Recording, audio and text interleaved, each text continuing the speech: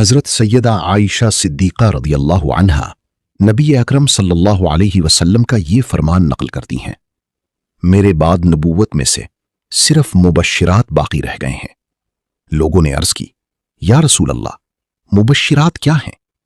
نبی اکرم صلی اللہ علیہ وسلم نے ارشاد فرمایا، وہ نیک خواب جنہیں کوئی بندہ دیکھتا ہے، راوی کو شک ہے شاید یہ الفاظ ہیں جو اسے دکھائی دیتے ہیں۔ مجمع الزوائد حدیث نمبر 11714۔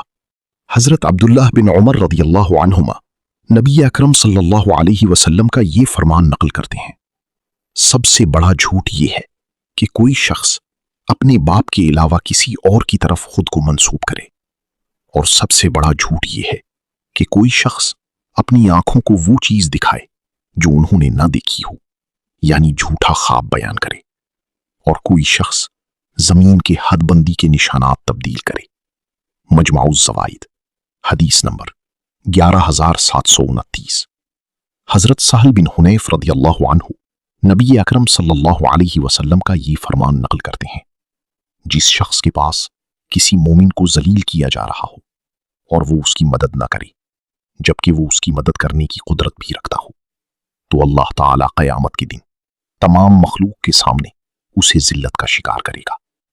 مجمع الزوائد حدیث نمبر 12136۔